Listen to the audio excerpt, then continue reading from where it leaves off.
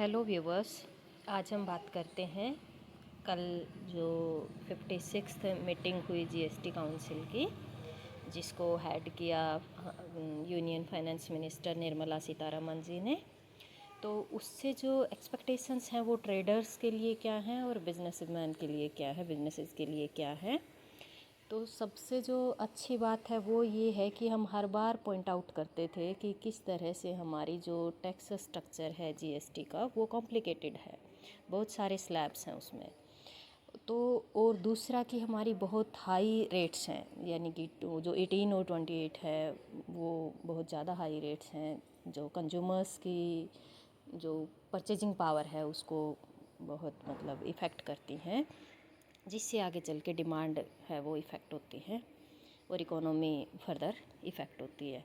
तो अभी जो किया है वो बहुत ही अच्छा जीएसटी, जिसको कह सकते हैं कि जीएसटी की हिस्ट्री में बहुत ही अच्छा चेंज हुआ है, वो सबसे बेस्ट है। वो है सिंप्लीफाइड टैक्स स्लैब्स, मतलब जो रेट हमारी 4 स्लैब्स थी जो इनिशियल लेवल पे एग्जिस्ट करती थी, उनको 2 स्लैब्स पे लाया गया है। और दूसरी बात, जो 28 में थे उनको किसी को 12 में ले आए हैं और किसी को 5% रेट में ले आए हैं।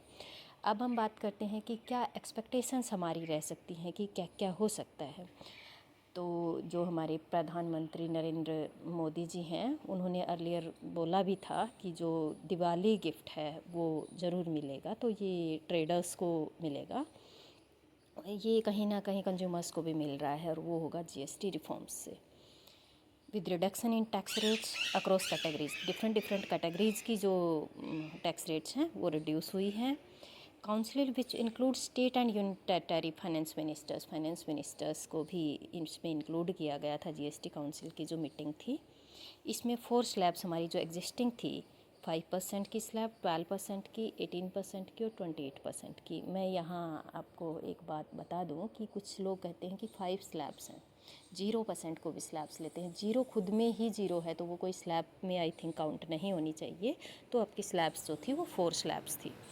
अब पॉसिबल रेट चेंजेस हैं, उनकी हम बात करते हैं। तो वो जो रेट चेंजेस हैं वो क्या है हमारे, कि जो कुछ आइटम्स हैं जो 28 में थे उनको 18 में ले आए हैं, और कुछ 18 वाले ब्रैकेट में थे उसको हम 12 में और इवन 5% तक की में ले आए हैं। लेकिन यहाँ पे जो हमें बात करनी है वो है कि मेरिट और स्टैंडर्ड जो हैं उसके अकॉर्डिंग इसमें चेंजेस हैं वो लोअर किए गए हैं। लाइक जो आपकी एयर कंडीशनर है उसको सस्ता कर दिया गया है, एसी लेना अब सस्ता हो गया है।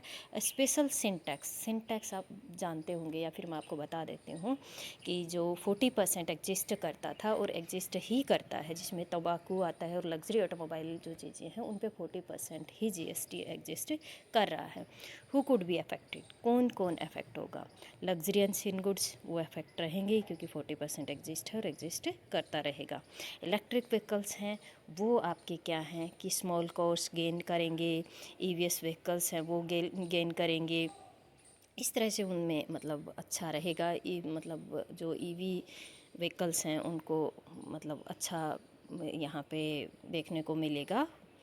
और कोल एंड सर्टेन एनर्जी प्रोडक्ट्स हैं वो 5% टू 18% है सेस रिमूवल के बाद, raising cost for power producers and potentially impacting electricity tariffs.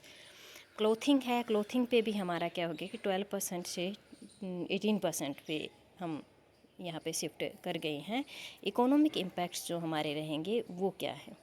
Experts जो कहते हैं वो कहते हैं कि ये डोमेस्टिक कंजप्शन को हाई करेगा, मिडिल क्लास के जो लोग हैं वो ज़्यादा परचेजिंग करेंगे, साथ ही जो प्राइवेट इन्वेस्टमेंट है वो बूस्ट होगा। यहाँ पे जो नेगेटिव इम्पैक्ट जो हमें देखने को मिल सकता है वो है कि जो गवर्नमेंट रेवेन्यू है वो जीएसटी से जो हो रहा था वो हमारा कम हो सकता है, और उसका एस्टिमेशन जो है वो क्या है कि 50,000 करोड़ तक का आपका रेवेन्यू लॉस गवर्नमेंट को हो सकता है।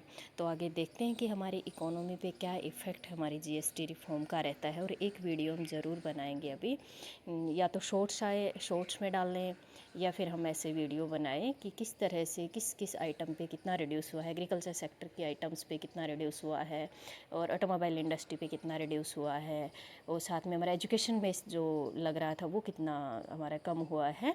तो वो सारी चीज़ें हम एक वीडियो में डिस्कस करेंगे। अभी के लिए थैंक यू।